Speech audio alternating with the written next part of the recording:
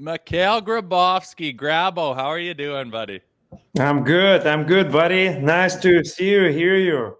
I know it's been a long time. Hey, I saw that mug of yours come up on social media all the time. You're kind of getting into her, making a splash, eh? Yeah, I know. It's funny story. I look at a picture of Leafs when we played together, like team picture, Right. and the day after, you guys wants to bring me to the podcast, so it's funny.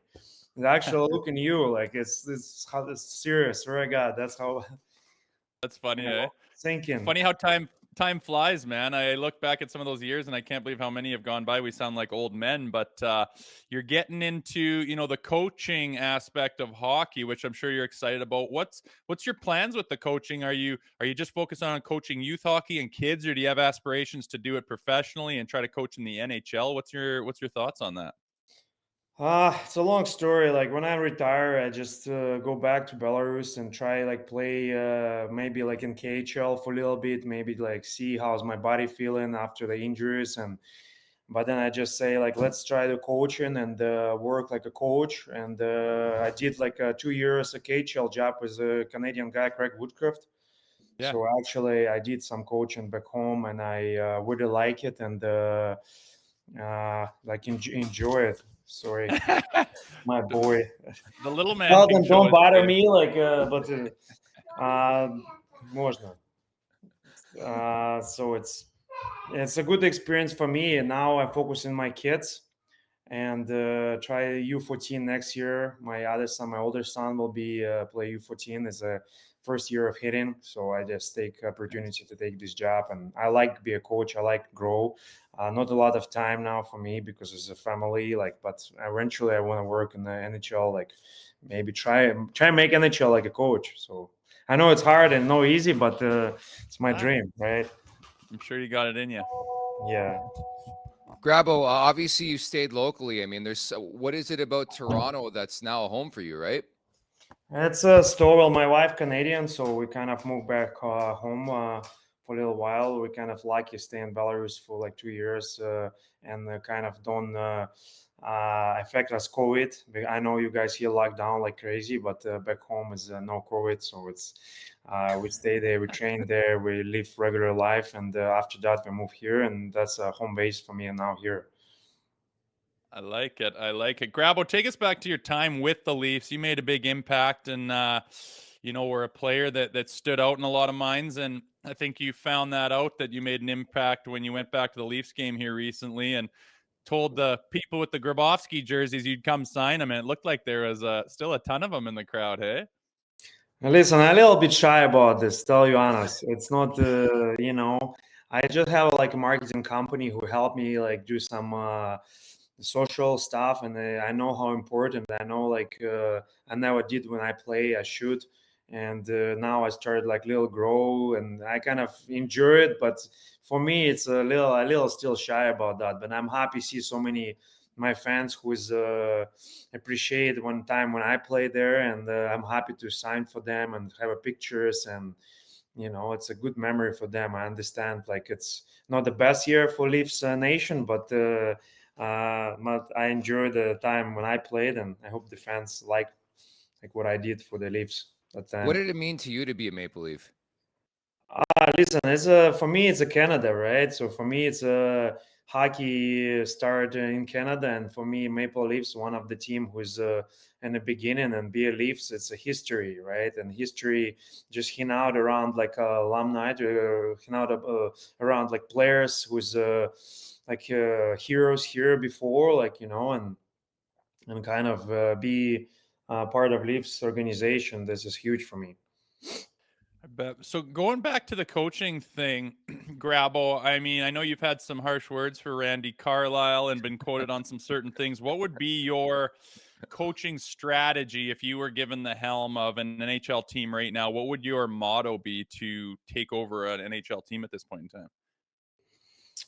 I think I took like everything from my old coaches, put together the best stuff I save, and I added my new thoughts. I think for new coaches, I think it's not a one coach, right? It's a team of coaches who's can be responsible for different stuff. I just be a head coach. I think and be more like a manager, I think, like a team, right?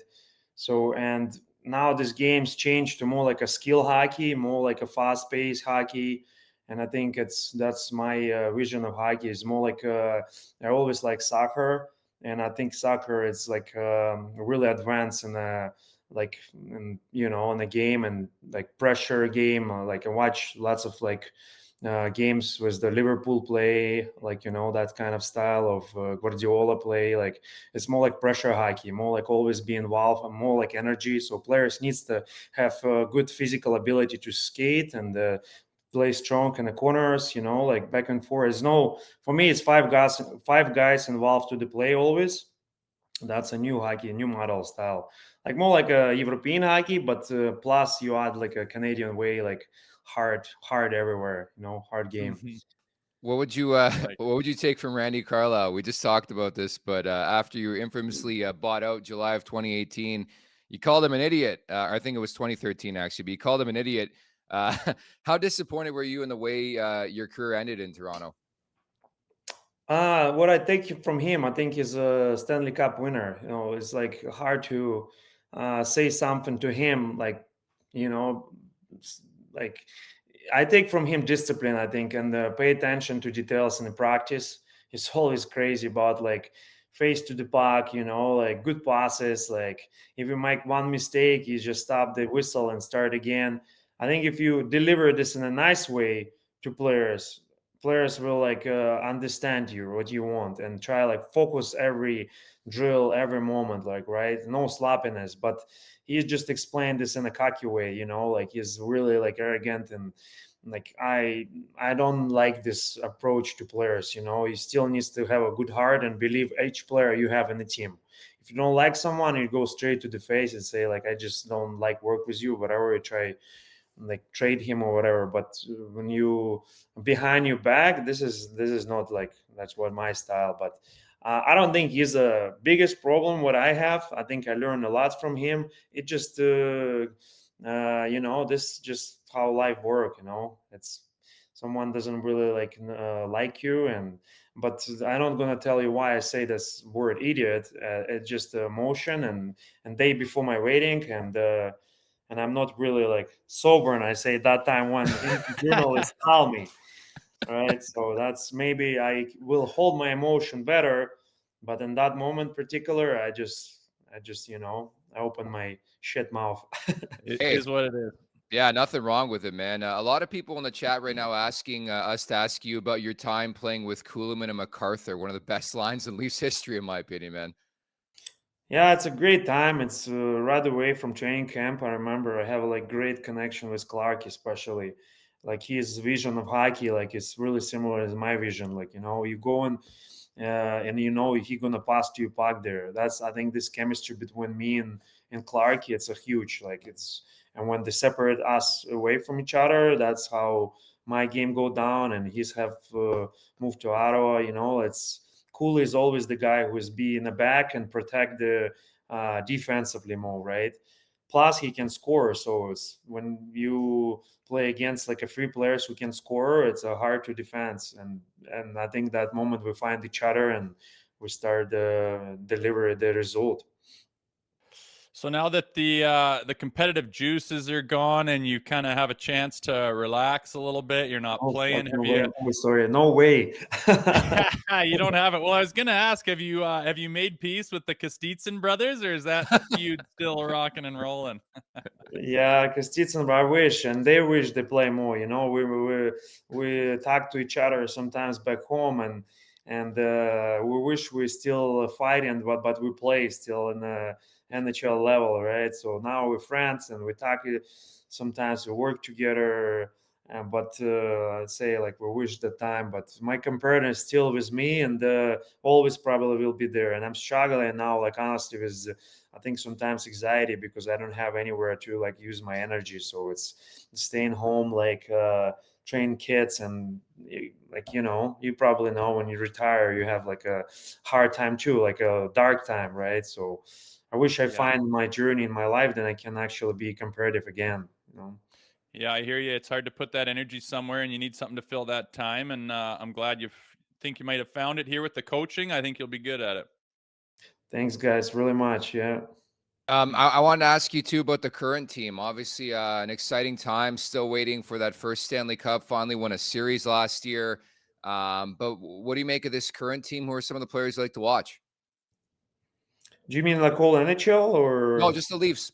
Just the Leafs? Yeah, I think like watching more like Mitch Marner, how he play. Like I think is the unreal player. How he's like stick handle the puck and how he control the game. The Leafs have really, really good players, and I wish them luck. And I wish they find like a stable, like a defense, a goaltender.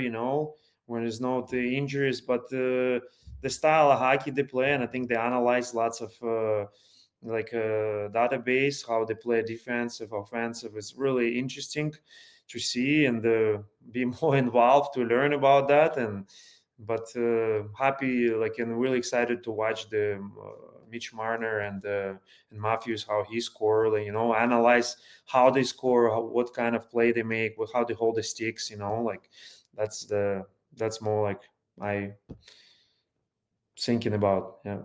Grabo, be honest, how often are you asked about that Boston series? I'm sure you've stopped a lot in the street and stuff like that. How often you asked about that Boston series?